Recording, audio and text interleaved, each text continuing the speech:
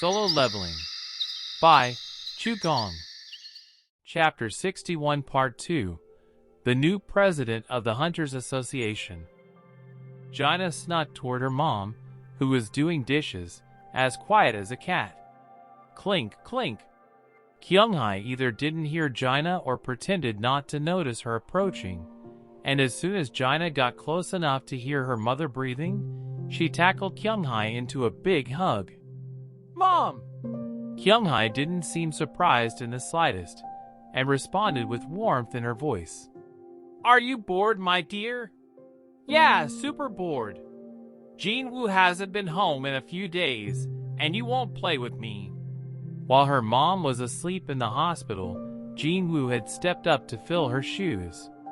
Not only was he the breadwinner, but he also did the housework so that Jaina could focus on her studies. He wasn't any old sibling but also a parent and a friend to her. Since he was regularly out of the house due to how busy he had become, Jaina missed him terribly. Everyone in Korea knew his name now, but who cared about that if she never saw him? Jaina looked to her mother for comfort from the loneliness she felt at the absence of her brother. "But I'm happy because you're here." Jaina nuzzled Kyunghai's back and grinned. Kyunghai chuckled as she continued to do the dishes. For a time, Jaina silently stuck to her mom like a cicada clinging to a tree. "Mom, I think we should move." Kyunghai's hands froze for a moment, and then she started up again, still with a smile. "You want to move to a different apartment, honey?" "Yeah." "Oh dear. I still like this place, though. Why would anyone want to live in this old dump?" Kyunghai's hands never stopped doing the dishes as Jaina whined to her. It wasn't like Jaina wasn't aware of the truth. She knew exactly why her mom didn't want to move. Jinwoo already made more money than most people could only ever dream of, but she stayed here in a rented apartment for one reason only. She was waiting just in case her supposedly deceased husband, the father of her children, ever returned. Jaina herself no longer had any memories of her dad, so she felt like it was a waste of time. On the other hand, Jinwoo had never brought up the idea of moving ever again after hearing his mom's reasoning. "I still like our home here." Jaina puffed out her cheeks and let her mother go at her mother's gentle rebuttal. "Humph. Don't be like that. Oh!" Kyunghai spun around. "Can you bring in the laundry I hung to dry outside, my beautiful darling? You only call me beautiful at times like this, you know." Not that Jaina minded it. She hummed as she stepped out onto the balcony where the laundry was hanging. In her mom's absence, Jaina had become a pro at laundry and was making quick work of it, but she suddenly paused. The sky had darkened above her. Huh? Was it about to rain? She looked up without much thought, and her jaw dropped at what she saw. The laundry basket fell from her hands. Mom! President Jin Chul-woo's hands were sweaty. He looked down at his clammy palms and rubbed them on his poor dress pants. When was the last time he'd been this nervous? Venturing into a dungeon close to a dungeon break might have been less nerve-wracking than this. "Don't be so nervous, President Wu." The high-ranking government official who had invited Jinchul to the Blue House smirked. How could anyone have a proper conversation with a leader of a nation if they were that on edge? The government official sympathized with how Jinchul felt a heavy burden at being appointed to such a high position at a young age. But as the one who had invited Jinchul, he hoped that the new association president wouldn't make any blunders. "I'm sorry." Jinchul nodded with a stiff smile. The government official patted the back of his hand to encourage him. Soon, the door to the private room opened, and the man of the hour walked in with his staff. Mr. President. Jinchul and the high-ranking government official rose from their seats. "Oh, please sit. No need to get up. I'm not that special." President Myung-chul Kim broke the tension with some humor as he took a seat. Jinchul and the official followed suit. President Kim's eyes zeroed in on Jinchul. "You must be very busy with the association, President Wu." "Oh, not at all." The bags under Jinchul's eyes betrayed his words. It was hard to believe the late President Go had managed so much work while battling for his health, and Jinchul's respect for President Go had grown greater even after his passing. In any case, Jinchul was hoping to remove himself from this uncomfortable situation as quickly as he could. "Excuse me, Mr. President, but may I ask why you called me here?" "Mr. Wu." "My apologies, sir." The government official was appalled at Jinchul's direct manner of speech, but the president stopped him. "Come now, it isn't right to keep President Wu too long, since he's a busy man." Speedy discussions and clear points. That was how President Kim preferred to go about matters. "Then I'll get straight to the point.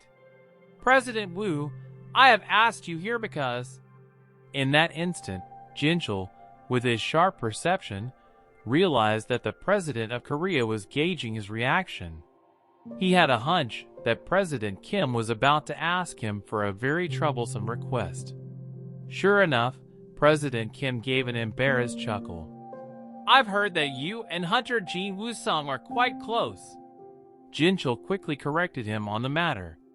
"It's true that I personally know Hunter Sung, but we're merely acquaintances." "Is that so?" "Yes, sir." The late President Go was the one who had quite a good relationship with Hunter Sung.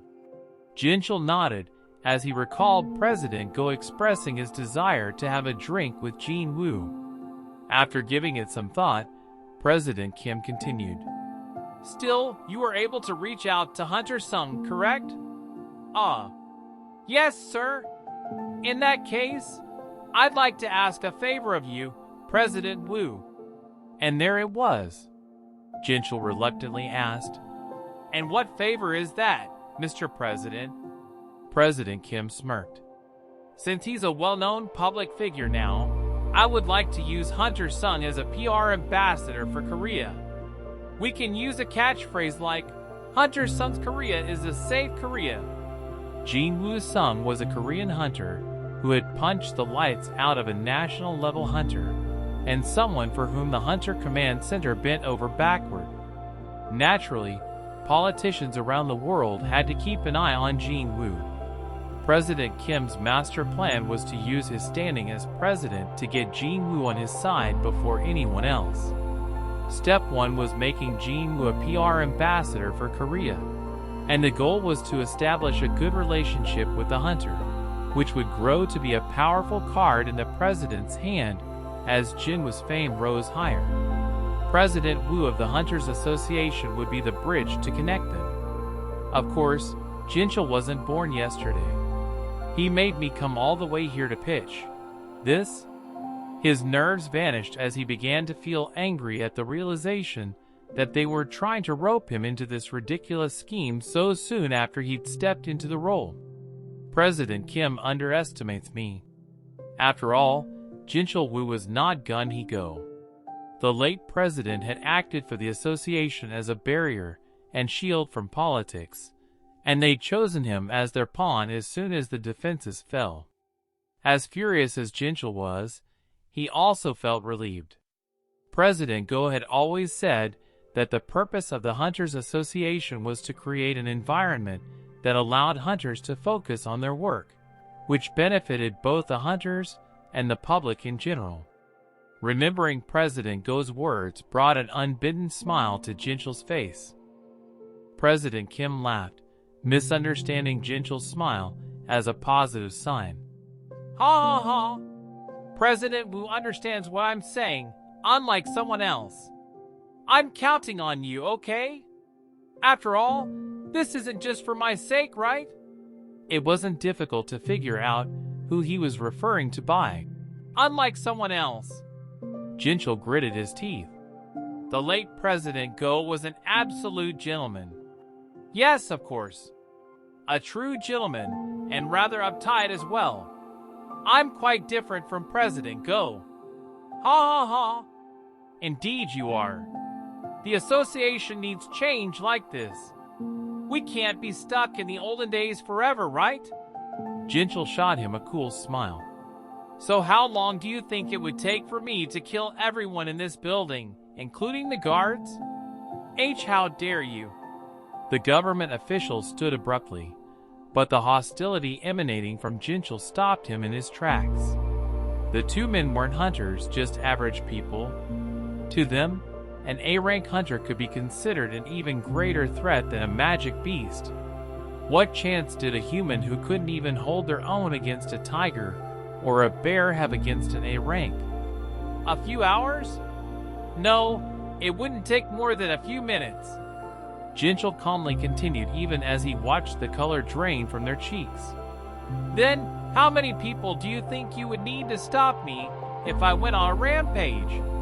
Well, I suppose you could stop me somehow if you summon every soldier and police officer in Seoul, and they manage to resist until my magic power runs out. Jinchel's calm demeanor, as he said such horrible things, frightened President Kim further. Why you? Why are you? President Kim was unable to speak properly due to the intense pressure of Jinchel's hostile energy. But what if Hunter's son went on a rampage? How many people would you need to stop him? Chills went up President Kim's spine as he imagined Jin Woo, a man who killed giants with his bare hands, hunting humans instead. Satisfied that he'd gotten his message across, Jinchel reined in his hostile energy. That sort of thing doesn't happen because hunters are dedicated to their work. Hunters had their domain, and politicians had their own. Making sure society was functioning properly was the mandate set by the late President Go. Jinchel looked straight into President Kim's fearful eyes and declared, I have no intention of damaging the pillars of the Hunters Association established by the late President Go. And I trust one have your full cooperation. How could he object? With Jinchel's stance made clear, President Kim quickly stammered. Oh, of course, the hunters should do their work hunting beasts. I didn't think this through and said things I shouldn't have. Jinchel rose from his seat as the pale-faced President Kim kept nodding to show his support. Even after he left, President Kim and the government official could not get up for quite some time after. Once again, they were reminded of just how scary hunters could be. Did something good happen in there, President Wu? Asked the driver. Do I give off the impression that something good happened? You do, sir. The driver was a rookie from the surveillance team. The sight of them had Jinchel smiling as he reminisced about his own first few years. It's because for the first time, I feel like I did something right as the president of the association. Jinchel leaned back in the seat President Go used to occupy. He thought again of how the late president would go to bat for the hunters, and had no qualms about taking the heat from the powers that be. It went well. Jinchel was used to being a target because of the intense look in his eyes and his large frame. If this was one of his duties as president of the Hunters Association, he would gladly take the hot seat. He had steeled himself to some extent as soon as he accepted the position. Where to, President Wu? The association. Jinchel was dying to go home, but all the work he was supposed to do had been put on hold in order to rush to the meeting. He still had a mountain of things to take care of. Understood. The driver stepped on the accelerator, as if he'd read Jinwoo's mind, and the car pulled out from the blue house. How much time had passed? Jinchel had fallen asleep from staring out the window. As he opened his eyes now, all he could see were endless lines of cars on the road.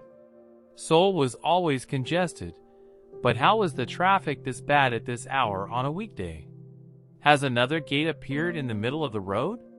Jinchel worriedly scanned his surroundings, but the air felt too strange for that to be the case.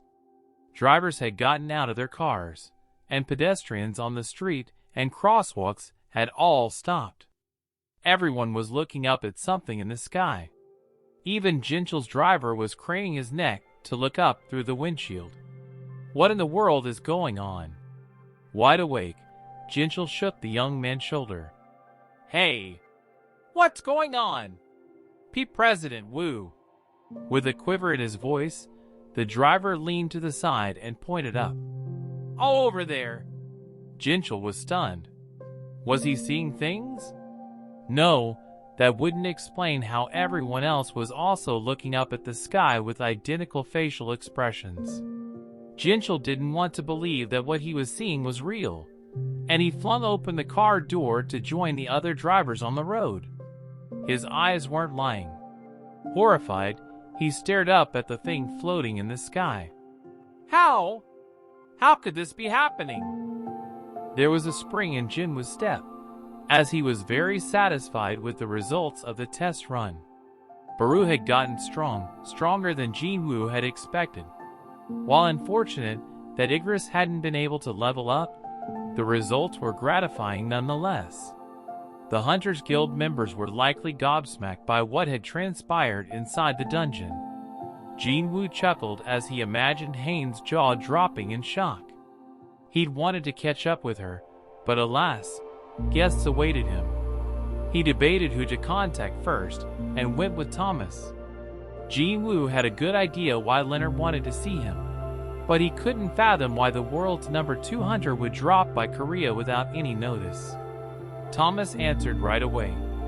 Mr. Sung. Thomas spoke quickly, worried that Jinwoo might hang up on him. I come bearing some fantastic gifts for you. Gifts? When Jinwoo half-jokingly remarked that Thomas should have opened with that earlier, Thomas was silent for a beat. He then replied, sounding like he was reining in his emotions. I'm glad that you're excited about them. Where can we meet? I would like to hand you these presents first, wherever is convenient for you. Then could you please come to me? It's somewhat dangerous for me to walk around with these things. Dangerous gifts? Jinwoo raised an eyebrow before confirming that he would and hanging up. They're not bombs, are they? Of course not. It'd be more efficient for a national-level hunter to get the job done themselves than to explode a bomb. Jinwoo regretted not asking what kind of items they were. At that moment, Baru addressed Jinwoo. My king. Yeah. Could I perhaps have a bout with that foreigner? Jinwoo was tempted for a moment, but quickly shook his head, as if he was trying to shake the thought. It wasn't even worth considering. Although Jinwoo wanted to know how much Baru had grown, he couldn't very well let him fight Thomas. He neither wanted Thomas to get hurt nor Baru to be destroyed, and knowing their personalities, the fight wouldn't end with just a few bumps and bruises. Still, that he'd even considered it was a testament to Baru's growth, and it was clear that Baru also wanted to appraise his new abilities. Baru, I await your sage counsel, my king. You'll have a chance to test your strength soon, so be patient. I will keep your wise words with me. And stop watching so many historical dramas. They're making you sound cheesier and cheesier. I shall do as you comma. Just say yes. Why yes, yes. Yes. Having said everything he wanted to say to Baru, Jinwoo merrily headed to his meeting with Thomas. Oh, Mr. Sung, you have no idea how long I've waited for this moment. Thomas ushered Jinwoo into his hotel room with much enthusiasm. Receiving presents might feel good, but Thomas was of the opinion that giving presents had its own charm. Ever since Jinwoo had requested a dagger, he'd been dying to gift Jinwoo with the best weapon in the guild's storage room that just happened to be lying idle. Thomas hadn't made the trip out here for any old reason. He couldn't wait to see how the hunter he'd personally acknowledged as the best in the world reacted to these beauties. With a snap of his fingers, his bodyguards brought in a box with a cloth draped over it. Truth be told, Jinwoo had been feeling rather indifferent toward the present, as he wasn't in want of anything. However, he perked up as the bodyguards drew closer. What's this? vehemently. His magic power was resonating with whatever was in the box. Thomas gleefully noticed Jinwoo's expression shift. That's what I'm talking about. Thomas had accurately predicted that Jinwoo would recognize the daggers as his weapons, and the weapons would recognize him as their master. This was the moment his prediction would be validated. These weapons might have bided their time in the darkness of the Scavenger Guild storage room for this very moment. Clack. The box was placed on the table between the two S-rank hunters. This is to repay you for showing mercy to my guild and me, Mr. Sung. Thomas carefully slid the cloth off to reveal a transparent case holding two daggers stabbed into a giant scale. Jinwoo wondered if daggers was the correct term for them. The daggers. Blades were shorter than swords, but longer than the typical dagger. Yet it wasn't the length of the weapons that caught Jinwoo's eyes, but their color. They were as white as snow. The weapons weren't made of any kind of metal, but of some different type of material. They reminded Jinwoo of his very first dagger, Kasaka's Venom Fang, which he acquired in an instance dungeon. Thanks to that, he deduced that they were fashioned from the fang of a magic beast. And there was only one dead magic beast whose body parts could emit this kind of energy. Kamish. Thomas shook his head and applauded. It's impressive that you correctly guessed what these guys were made of at a glance. Jinwoo was right, but that raised another question. Aren't the remains stored at the Hunter Command Center? We surrendered Kamish remains to the U.S. government upon request because we knew we could leverage them for things better than money. Thomas grinned as he recalled the raid against Kamish. But I got to keep Kamish's biggest and sharpest fang as a souvenir. Pulled it out myself when the bastard bit me. No awakened being had been capable of crafting a dragon's fang into a weapon, except one. Thomas explained that since the craftsman who had created these masterpieces had died of old age, however, no other weapon would ever be forged with the dragon's remains. At that time, the fang was too short for a sword, so the craftsman made it into these daggers. Looks like it was the right choice after all. Thomas seemed happy as he told Jinwoo about what had happened in the past. He slowly lifted up the case and pushed forward the dragon scale that the daggers had been stabbed into. These are yours now. The greatest weapons were finally united with the greatest warrior. Thomas tried to stay calm as he watched Jinwoo's reaction. Jinwoo pulled out one of the daggers. Shine. The dagger easily slid out, as if it had been waiting for this moment. Ping.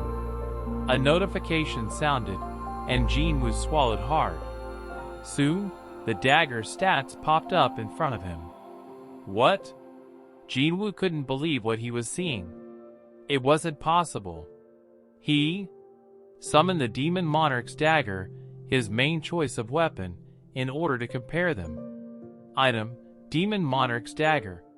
Acquisition difficulty: S. Category: Dagger.